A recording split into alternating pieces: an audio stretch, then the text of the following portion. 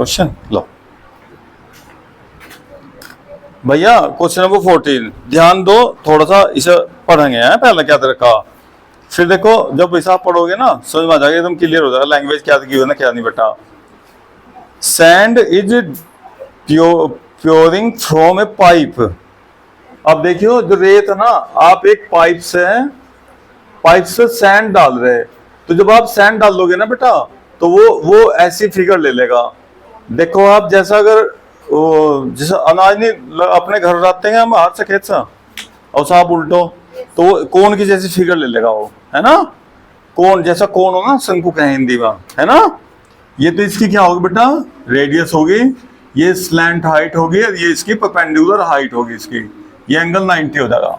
ठीक है, रेत डाल रहे हैं आप, ये बार बार ऐसे उठ रहा, तो इसे आपने देखा होगा ये किनारों पर ज्यादा जाएगा, बीच में कम कम उठ रहा, मतलब बीच में इतने तेजी से नहीं ऊपर जाता हो, क्योंकि रुकने का ही नहीं, यहाँ से जितना भी आओगे ना वो साइड में एकदम किनारों पर भाग जाएगा। ठीक है ना। अब इसने क्या दिया हुआ बेटा, देखो रेट क्या दिया हुआ, 12 सेमी क्यूब, देखो ध्यान से 12 सेमी क्यूब पर सेकंड। भैया सेमी क्यूब किसका यूनिट हो बेटा, और सेकंड क्या हो, टाइम का। इक्वेशन ये आपको गिवन है, देखो भाई ये आपको दे रखा बेटा, क्लियर है। लो जी अभी हम इसे देख लेंगे, v की वैल्यू अगर रखनी पड़े तो देख लेंगे अभी, एक minute. The following sand form A cone on the ground in such a way that the height of the cone is always, देखो बेटा height of the cone is always 1/6 of the radius of the base, radius का 1/6 है भाई। क्या दिया हुआ बेटा बताओ, तो ये आपको गिवन, ये भी गिवन हो गया भैया, जो हाइट है ना वो रेडियस का कितना बेटा 1/6। लो जी एक ये दे दिया रिलेशन, दे दिया रिलेशन, हाइट मतलब रेडियस ज्यादा है, इसका मतलब रेडियस को 6 से डिवाइड करने के बाद तब हाइट आएगी, इसका मतलब। ठीक है, अब आगे देखो, how fast is the height of the sand cone increasing when the height is 4 centimetre. ये नहीं बोल रहे कि जब आप डिफरेंशिएशन वगैरह कर दोगे तो भैया लास्ट में कभी कहीं हाइट बच गई आपकी, तो वहां पर आप क्या रख देंगे हाइट की वैल्यू, और बेटा आपको फाइंड क्या करना, देखो ये फाइंड करना जी आपको DH/dt। ये रेट पूछ रहे हैं कि किस रेट से है ना आपकी हाइट इंक्रीज हो रही है, जैसे टाइम बढ़ता जा रहा है ना, तो हाइट कैसे कैसे इंक्रीज हो रही है बताना जी आपको। आप क्वेश्चन पढ़ लें और अच्छी तरह ध्यान से देखो बेटा, लिखा हुआ how fast the height of the sand है भाई कौन increasing when the height is equal to इतना, मतलब अगर h बाद में बच भी गया ना कहीं डिफरेंशिएशन करने के बाद, तो आपको हाइट की वैल्यू कितनी रखनी है 4 सेंटीमीटर रखनी है लास्ट में, बिल्कुल सही है। अब देखो बेटा वॉल्यूम दिया हुआ, कौन का वॉल्यूम का फॉर्मूला देखो याद होना चाहिए, बस यही गड़बड़ होगा बेटा और कोई गड़बड़ नहीं होने की, 1/3 पाई r स्क्वायर h। अब आपने ये वैल्यू बेटा यहां रख दी, क्लियर। लो जी भैया d और अपॉन dt, और बेटा ये हो गया 1/3 pi r square h is equal to 12। अब हमें देखो डिफरेंशिएशन यहाँ ना वेरिएबल इतने सारे में रखना है, वेरिएबल बेटा हम तो dH/dt निकालना, तो r हटाओ यहाँ से भाई, तो r की वैल्यू बेटा हमने स्मॉल r ले लिया, तो आप यहाँ कैपिटल R, तो हम कैपिटल R ही ले लेंगे सारे, जो कि हमने ना देखो फिगर में कैपिटल R लिया हुआ। अब यहां से कैपिटल R की वैल्यू कितनी है बेटा, और लिख लो, और 6h is equal to R।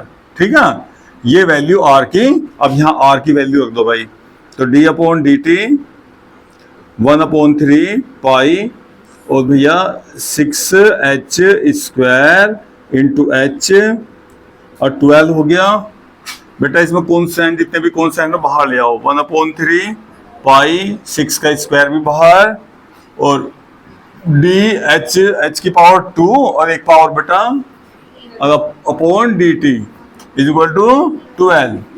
अब बेटा देखो इसका डिफरेंशिएशन कैसे होगा, 6 6 36 हो गया, इसका डिफरेंशिएशन बताओ t से कर दो कैच का, है कोई सा बच्चा जो कर देगा, है भाई।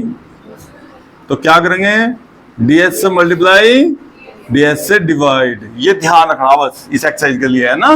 देखो अब आपका h का ना, h के रेस्पेक्ट में आप डिफरेंशिएट कर सकते हो भैया। 3 से डिवाइड हो रहा है जी आपका 12 पाई, और भैया ये हो गया 3h square dh upon dt is equal to 12। देखो समझिए बहुत आसान सवाल है, सारे टोटल क्वेश्चन ऐसे ही हैं, सब में ऐसे ही करना, वेरिएबल एक करके बेटा यहां से, तो उसके बाद डिफरेंशिएट करना।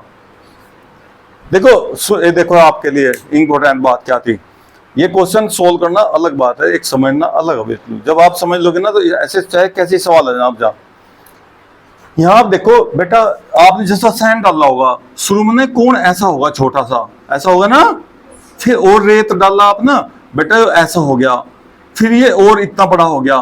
तो देखो आपके पास ना ये भी वेरिएबल, हाइट भी वेरिएबल, और बेटा स्लैंट हाइट भी वेरिएबल, सारे के सारे वेरिएबल ना, कोई सा फिक्स नहीं है। आर बढ़ रहा तो हाइट भी बढ़ रही, स्लैंट हाइट भी बढ़ रही।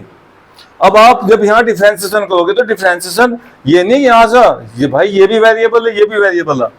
अब दो वेरिएबल का कैसा करोगे डिफरेंशिएशन, बताओ। अच्छा, तो वेरिएबल यहाँ एक करने के लिए वो आपको कुछ ना कुछ हिंट देगा, हर क्वेश्चन में मिलेगा, जब आप ध्यान से पढ़ोगे। वेरिएबल कम करने के लिए एक भी क्वेश्चन ऐसा नहीं होगा जिसमें वेरिएबल कम करने के लिए आपको कोई हिंट या पॉइंट ना मिला। अब देखो यहाँ वेरिएबल सारे एच या सारे आर बनाने थे आपको, लेकिन जो हमारी वैल्यू निकालनी है हम ना उसमें कन्वर्ट कर देंगे सबको भाई, ठीक है ना।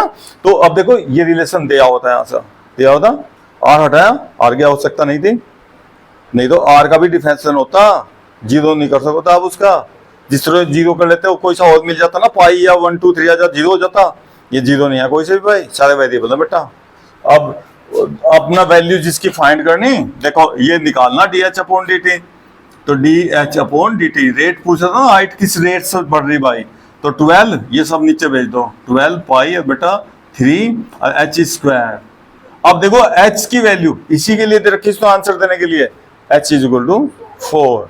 अब आप यहाँ इससे कट कर लो बेटा, पाई की वैल्यू भी रखनी क्या भाई, पाई में आंसर देना बेटा, तू बताओ। अच्छा, h की वैल्यू 4 जा 16, और तो ये हो गया 1 अपॉन 48 पाई, यूनिट जरूर लिखनी बेटा, नहीं तो एक नंबर छपा। हाइट का हो गया सेंटीमीटर, और बेटा सेकंड सेमी पर, ये है जी मामला है बेटा, बढ़िया ना भाई, समझने की बात है बेटा। कुछ